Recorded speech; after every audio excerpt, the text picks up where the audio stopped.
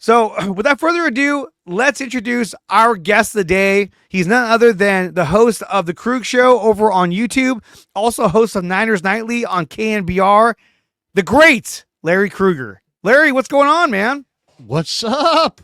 How are you? Bro, this is amazing. I'm great. So, in case you guys didn't know, I'm going to nerd out really quick, so just buckle in for this one. So, in case you guys didn't know, I grew up listening to Larry Krueger on the radio. And in fact, my wife, when she lived in San Mateo at the time, I lived up by Santa Rosa. I used to drive down. We had a long distance relationship for a couple of years.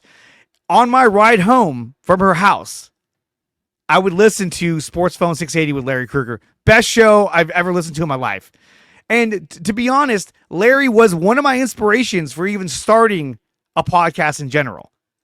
Just the way he does it, it just inspired me to want to do it. So to have you on here, Larry, it's fucking incredible. So thank you so much for coming on here, man. I really appreciate it. Absolutely. Love being on, and happy Super Bowl Sunday to everybody. And, man, we got a lot to talk about. And I was saying, even early on this season, the Lions' biggest weakness is Jared Goff. And a lot of Lions fans were like, oh, you're just jealous. Ah.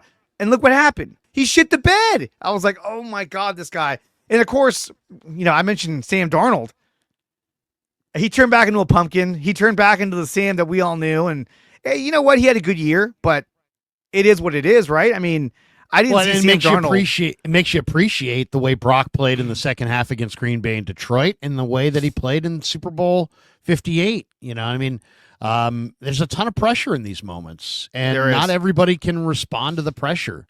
And Goff kind of showed what he was. Darnold showed what he was. And Purdy, I think, has shown what he is in the playoffs. So I think the playoffs isn't like some secondary conversation. I think the playoffs is who you actually are. And if you it really separates the men from the boys. I mean, there's all kinds of decent quarterbacks out there, but how many good ones are there? There's all kinds of guys who can do it, in the regular season. How many guys can do it in the playoffs when everything's on the line, when you're getting everybody's A game and the defensive coordinator's best game plan, and they're putting their best foot forward. So I think it really shows how incredibly valuable the great quarterbacks are in the NFL. And people talking this week stupidly about, maybe if you trade this guy and that guy to Cincinnati, you could get Joe Burrow. If you talk for a minute about trading for Joe Burrow, you're not a serious content creator. You're just not. You're not serious. You're not serious if you're talking about trading for Joe Burrow. You're not. You're clicks and clickbait, and you're doing it for alternative reasons, because nobody with any credibility believes that Joe Burrow is going to be traded. So they would to never even go down Joe that Burrow. road is just so that just shows, the people that are just in it for the clicks and for the money, they'll throw anything against the wall. But I mean, anybody entertaining Joe Burrow as a trade candidate, seriously, check yourself. I agree. In fact, I at one point I also thought that the whole T. Higgins, going out and signing T. Higgins was dumb. I was like, they don't need to do that. They want to spend that kind of money on that. But then, you know what it was, man? I'm telling you right now, I listened to one of your streams and I was like, you know what? He's got a point. Ayuk being out more than half the year. Debo being Debo. He's slow. He can't beat man. You got Pearsall, Jennings, and Cowing. I don't know if that's enough. I don't know if that's good enough to get you through half the year. And then there was this. Debo Samuel has been granted, him and his agent, Tory Dandy, permission to seek a trade. Now, I know you had talked about this as well. You kind of spoke on this from the Adam Schefter tweet right here. This is big news that you dropped. Do you want to tell everybody about this? Do I want to tell people about it? Well, Adam Schefter and Ian Rappaport are both reporting this morning that that the Niners have allowed Debo to shop, and his agent to shop for a trade. And now it's just a matter of, first of all, I've been talking about this for weeks, that I thought Debo was probably gone, and that Ayuk is diminished and is probably going to miss at least half the year. And even in a year and the 49ers just went receiver in the first round last year with Ricky Pearsall. Yeah. So I know nobody's wants to talk about receivers. Everybody wants to talk about offensive linemen, defensive linemen, and I get it. But the reality is that Kyle Shanahan and John Lynch don't have a year to throw away. They don't have a year to be like, we'll just draft a receiver and we'll just see if it works out. And if it might take 2 years for him. No, they don't have that kind of time. It's go time for them. So in their go year, I think they're going to have to add wide receiver to the list of needs, and it's going to go at or near the top. And it's a rough thing because it's not a good wide receiver year. So it's not a great year to need a wide receiver in free agency. There's T. Higgins. Now, Mike Lombardi said that talk at the Senior Bowl was that the Niners might be a sleeper team for T. Higgins. And the more you look at it, the more it makes total sense because they want to be good next year. They're going to need a dynamic player. They're probably going to ask Brock to take a little bit less. If I'm Brock and his agent, I'm not taking a little bit less unless you're going to spend that extra money that you're saving on me on a T. Higgins or an offensive lineman or both. So then if you look closely at the draft, and I already have extensively when it comes to the receivers, and there aren't receivers. I mean, you're not going to be able to do this in the draft. I mean, I really doubt that highly. I mean, there's Tez Johnson from Oregon. He's a tiny little slot receiver. He's about 150 pounds. He's probably going to be a third-round pick. There's Trey Harris from Ole Miss, who's really special, and you could get him in the second round most likely. But if you don't get Trey Harris in the second round, man, then you're looking at day 3. And there's 5 or 6 or 7 or 8 guys that I really like on day 3. But day 3 wide receivers to have to play a significant role on a team that fashions itself as a Super Bowl contender. So, I looked at the free agent market at receiver a few weeks ago, and, I was thinking at the time, well, maybe like a Tutu Atwell or a Rondale Moore, somebody who can really run, and I still think those guys are viable. But they're not, that's not Ayuk. That's not Debo. These are more complementary type players. Yeah. So, I don't know if it's trading for Devontae Adams, trading for Garrett Wilson, trading for Tyreek Hill, signing Darius Slayton, signing T. Higgins, or if they're going to go in the draft. But they, in addition to trading, Debo Samuel, they need to get somebody because they won't be able to win the Super Bowl or even contend for the Super Bowl with just a day 3 receiver added to this mix or some secondary, speedster wide receiver added to this mix. They need a significant player at receiver. I think they are aware of that, and that's where I think the Higgins rumors are coming from. Well, on top of that, I was also talking about what you had posted about him selling his house in the Bay Area. I mean, that's huge news. Yeah, I mean, the fact that he's selling his house in the Bay Area tells me that he's already 1 foot out the door, that he's already expecting on possibly going somewhere else. But yeah, I have a buddy who works in real estate who called me 3 weeks ago and said Debo's putting his home in Morgan Hill on the market, and looks like he's definitely selling his home, whether he's leaving or not. He's selling his home. But I got the feeling at the end of the year, the way he played in the Miami game, to me, spoke volumes. That was like, get me, Mike McDaniel, bring me here, bring me here, bring me here. It's like he's begging the Dolphins to sign him. He let it all hang out in that game, and I haven't seen him play like that with that kind of reckless abandon, that kind of speed, determination in quite a while. So, I mean, I'd have to go back to the Eagles game in Philly, the last time I really saw him cut it loose like that. So I would say look for the Dolphins. Yeah. I mean, he played his ass off in that game, and he hadn't done that almost all year. So it was kind of like, wait, what's going on here on a game that didn't really matter to either team. So we talked about that. Don't expect a lot back. Don't expect a lot back. I would say if you get more than a 5th round draft choice, I'd be shocked. I mean, the main thing is saving the money on Debo is what you would get in return. But no, you're not going to get a receiver, an impact receiver in return. Like you were saying, it'd be like a 5th round pick. God forbid, a fourth round. I'd be like, oh my God. But you won't get a lot in return. But it'll free up cap space to go after a receiver like a T. Higgins, who at this point seems way more of the better choice than Deebo Samuel. Now, there was also talk about Devontae Adams, that he was interested in coming back to the West Coast. What's your take on Devontae Adams? Do you think that he would be an answer for our need at wide receiver? See, I don't think he's an answer. Why? Because, the wide receiver core on any team at any level, but especially in pro football, they have to complement one another. So, you can't have 5 possession receivers, and you can't have, 5 burners that can't run routes. I mean, you have to have guys that complement one another. The Niners already have their short and intermediate route running, chain mover, continuity piece receivers, and that's what Devontae is at this point in his career. He's not a super dynamic down the field guy. He's a back shoulder throw guy. He's everything within 10 yards of the line of scrimmage. And I just don't. If you have Pearsall, you have JJ, they're not going anywhere. What you really need is Garrett Wilson. You need somebody who can run routes, but also run sub 4.4. You need somebody who can. I mean, Ayuk ran your deep routes, and you're not going to have him for the good portion of the year. And then after he comes back, who knows if he can even still run those routes? He had a major injury. So, to me, JJ is your possession guy.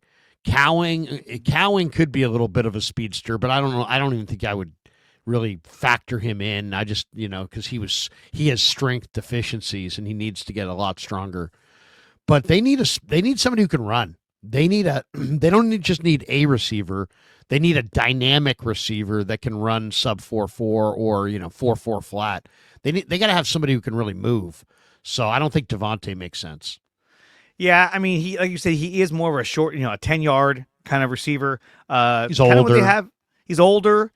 He's more of a diva as well, but he is a legitimate number one in the sense that the defense has to account for where he's at on the field. So you do get that. Baseman says Tyreek Hill. I know you had talked about that in the past. I think Tyreek Hill will be amazing. Unfortunately, you'd have to put up a huge trade package to even get that guy. But that would be something if they got Tyreek Hill to replace Deebo Samuel. Yeah, and he just stated he doesn't want to go anywhere. I have people on my Twitter saying trade Deebo for George Pickens. I think the Steelers would love to move off of Pickens, but Pickens is a diva who doesn't block, and the Niners receivers, you have to block. It's a big part of their MO is their receivers block. So I mean, does T. Higgins block? I mean, do we know if he's even a blocking type of receiver? I haven't seen much of him. He's a big body. T. Higgins he's a 6'4" receiver. I'll say this: T. Higgins at the end of the year looked like a true number one. He was amazing. I mean, I had him on my fantasy team. I couldn't believe I don't even love T. Higgins, but I had him on the team, and I was like, well, I guess I'll put him out there because he just kept playing really, really good ball towards the end of the year, and he looked great. So, I don't know what I gotta think T. Higgins is going to get broken off to the tune of $25 million a year. So I don't think he fits either, to be completely honest. They're probably gonna, Garrett Wilson would make a lot of sense. Why? Because he's on his rookie deal. But you're gonna have to trade draft picks. Yeah, you're probably gonna have to give a 2 this year and a 2 next year or something like that. It's not gonna be an easy package. But you know what? Garrett Wilson would be who I'd go after for sure. Somebody who can run, or maybe I would try to get a Darius Slayton in free agency at a reduced cost. But you got to have somebody who can run. You can't. The Niners. One of the problems the Niners have is they're just too damn slow. They're slow on the perimeter on offense. They're slow on the perimeter on defense. They can't score quickly because they lack speed. They need more speed. Well, and that was a big topic too at that press conference when you're like, "Hey, you said your team looks slow." To Kyle, and you're like, what does that mean? Does that mean more Jacob Cowing? And he kind of backpedaled a bit, like, well, it's not really what I meant, but it's true but they've been slow all year. They don't have a burner. They don't have anyone that can stretch the field, and they really need that kind of dynamic player. Speaking of dynamic players, we heard earlier, last week that Myles Garrett wants to be traded. Now that's been Right. it's been a big topic, especially on my show. I've been talking about that all week long. Do you think that getting Myles Garrett, is that a viable option you think the Niners should explore, and you think they have explored that option? Well, I think it's just really important when you have a player that's that dominant to be in the deal flow and figure out where he's going to go and decide what you want to offer based on where he's headed. I mean, if he's going to the Indianapolis Colts, then you know what? Maybe just let him go. But if you think he's going to wind up opposite Jared Verse on the Rams, then maybe you may want to, try to prevent that from happening. So I think you got to be interested for the block. I think you got to be interested just for the potential. I mean, they've been looking to try to, the Niners have their stated goal when they took over this new regime in 2017. We want to build around the D-line. Okay, they brought in Buckner, or they brought in Bosa in year 2, and they brought in D Ford. They got to the Super Bowl with Armstead and Buckner inside. They got close, but they haven't been able to get it done. And now their defensive line has regressed significantly. You got to be interested in Garrett just because he's such a beast. But I will say this. If you truly have confidence in your personnel department, and if there are guys in that personnel department that truly have confidence in their ability to draft and find winners, I don't know that I'm going all in on multiple draft choices this year for one 30-year-old defensive lineman when I'm staring at a crop of defensive linemen that's so unbelievably deep and talented. I mean, in my world, I would trade back from 11 into the 20s and then just draft like 5 or 6 defensive linemen of all shapes and sizes. There's all kinds of guys that can hunt the quarterback in this draft. And I know Garrett's intriguing, but I think, it's one guy. And if you have one guy, then all of a sudden he gets hurt, you wind up being the Warriors in the finals against the Raptors. Yeah. And it's like you're not deep enough. You get beat by a deeper team. Depth matters in the NFL. Now, Myles Garrett's spectacular. If I could get Myles Garrett and trade future picks or players and future picks, and hold on to my arsenal of picks this year, then yeah, I'm very, very, very interested in Myles Garrett. But if I have to trade my picks and I think I would this year. I think I would rather just trade back from 11, garner more picks, and draft my 5 favorite defensive linemen and take my chances. Yeah, but I mean, can you imagine Myles Garrett opposite Nick Bosa? I mean, the kind of havoc they would, raise on the field would be extraordinary. We haven't seen that since when they had D Ford. So I mean, they would be damn near unstoppable. But I agree that if you get him, but still, here's the thing though. You put yourself anytime you go all in. I mean, look at it this year. The Niners went in the last couple of years. They went all in on Trey Lance. How did that work? They went all in on Javon Hargrave.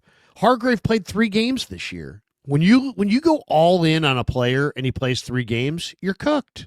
And the Niners were cooked. Their D-line was super thin. By the end of the year, they had no sacks in like the last 6 games. Just poor Sorensen couldn't do a damn thing about it, so his butt got fired because he couldn't dial up any pressures at all. He just sat there watching his D-line get no pressure week after week after week, doing absolutely nothing, hoping that it would all work out. I mean, it's just they need depth. I mean, they need numbers. They need at least, I would say, 5 defensive linemen. They need at least a couple ends, probably 2 or 3 defensive tackles. I don't like what they got up front. They got Evan Anderson. They've got, Malik Collins. They got Bosa. They got Leonard. They got Jordan Elliott. The rest of those guys, Khalil Davis, Drake Jackson, Robert Beal, all these guys. I mean, there's just a bunch of dudes, just a bunch of guys. I mean, I love Drake. He's a great friend and everything. But, I mean, come on, man. They need to have some serious upgrade of defensive line talent this year, whether they get Myles Garrett or not. They have to add 3 or 4 big-time defensive linemen. Well, and then we talk about the players that bringing back Robert Saleh, now bringing in Gus Bradley. I mean, do you think that is going to help bring in more talent defensively? Maybe some of the players that play with these guys or that play with Saleh over in New York. Do you think some of those guys are going to maybe want to come over and say, hey, I want to follow my old coach and play for San Francisco? I mean, there's always potential for it. I mean, I would say if you said who's likely to come, I mean, a lot of people have talked about Jamie and Sherwood. Sherwood would not be bad. I mean, he's, converted safety, former Auburn star who's coming off a year where he was fantastic. I could definitely see Solomon Thomas coming back just because of how hard he plays, and he is kind of a harder playing version of Kevin Givens. I could see them letting Givens walk and going with Solly, who's got a little bit more professionalism, a little bit more motor, a little bit more effort, energy. So I could see Solly coming back. Other than that, it's hard to say. Maybe Chaz Surratt. He's a 4-5 linebacker. They're going to need, as I said, they're going to need multiple linebackers. Chaz didn't play a lot for the Jets, but Robert Saleh during the Hard Knocks seemed to be pretty impressed by Chaz Surratt and his talent in camp. So I'd say Sherwood and Surratt and Solomon Thomas, maybe Ashton Davis, maybe DJ Reed. Those guys all could be in play. As far as Gus Bradley, he comes from Indy. I mean, they have Ebukam and DeForest Buckner, Kenny Moore, but I don't know that there's a, EJ Speed, the linebacker, might be somebody that could come with Gus Bradley. I will say this, man, it was nice to see Sam Womack develop under Gus Bradley there in Indy this year. I mean, that was a mistake from last year. They never should have got rid of. I mean, really, the last 2 years they kept Isaiah Oliver and Devondre Campbell and just guys that just couldn't play a lick. This year you're keeping Isaac Yadam and you're cutting Sam Womack III. Why? I mean, that was just idiotic. Well, it's like you were saying is because they gave them contracts. So they were like, well, we paid these guys. Let's just hang on to them. Yeah, I mean, let's justify bad free agent decisions by cutting good young draft choices. I mean, that's like personnel malpractice right there. It's terrible. They're just like, well, we spent the money on them. We got to see it through. Like, no, you evaluate their talent and what they're able to do based on everybody else. And then you take the best player and move forward with them. And I agree with that whole sentiment that you put out there earlier last season was that, they went with the guys that they gave contracts to. And that bit them in the ass. Devondre Campbell was awful all year. He had a couple of good games, and then he had the big game, the big fuck it moment against in the Rams game where he just laughed. It was like, which I predicted 3 weeks ahead of time, and I'm like, you got to get this guy out of here. I mean, seriously, it was so obvious to me that this guy was not going to be able to handle. I mean, it was obvious what he was there for, right? He was a stopgap place filler for Greenlaw to get healthy. So we all knew once Greenlaw got healthy that he was going to be out. The only debate was, what would be the health status of the rest of the unit and how it would all come together. But man, 3, 4, 5 weeks before he went crazy, I'm like, this guy you're going to have to literally usher him off the campus as soon as you take him out of the starting lineup. And those 12 men on the field penalties, Devondre Campbell, he would not come out of those games and of that game. And Sorensen covered for him. If I was Sorensen, I never would have covered for him. I would have said Devondre Campbell's unprofessional. He refused to come out. That's why we got the 12 men on the field penalty. It's on me. I'll own it. But, we're in the process of cutting this guy's ass. And instead, he just covered for him. And when I asked him about, hey, Campbell, why is Campbell playing over Winters? He gave me this long diatribe BS answer about experience and this and that. And the guy, you saw Kyler Murray run by him for Everyone a 50-yard touchdown. You saw Geno Smith on the backbreaker touchdown in the Seattle game at Levi's. Devondre was 10 yards down the field in front of him, and he never even got a finger on Geno because Devondre Campbell has no lateral agility to speak of. He's so top heavy. It was just like an unbelievable screwed up signing. Not to mention the guy showed up at practice every day 15 minutes late because they gave him an ability to ride the exercise bike. It's like, dude, if you need to ride the exercise bike and have to be 15 minutes late for your position period, you know what? I don't want you. I'd rather go find somebody in the draft who's hungry and is going to show up at practice on time, not some guy who's so old and so decrepit that he needs to get on an exercise bike for 15 minutes before he can get out to practice. I mean, watching that guy jog out to practice in the middle of practice every single day, and I'm sitting there going, who the hell authorized this? And if this guy needs to be on the exercise bike for 15 minutes before practice, then he's too damn old. And guess what? When he got on the field on Sundays, guess what we saw? He was too damn old. So they screwed that up in the worst way. So we're talking with Larry Krueger, host of the Krueger Show on YouTube, host of Niners Nightly on KMBR. Real quick, as we round things out, we saw this being posted by Dan Rossini that the Niners have begun contract negotiations with Brock Purdy's agent, and they feel like the deal could be completed soon. What's your take on this? Do you think this deal gets done sooner rather than later, or is this going to drag on to mini camp and all that?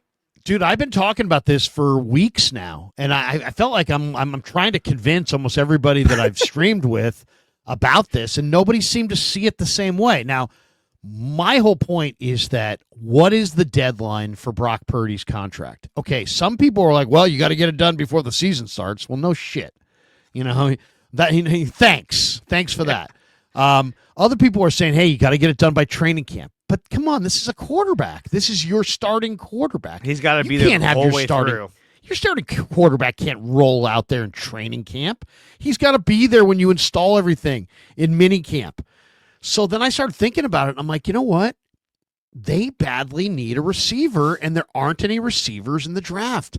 So if they're going to get anybody in free agency, they're going to have to get that done with Brock Purdy by the beginning of free agency. So I put March 12th down as what I think the deadline was. I've been talking about it for about a month now, and nobody agreed. I mean, I seriously asked everybody, hey, do you think? I kind of think the deadline's March 12th.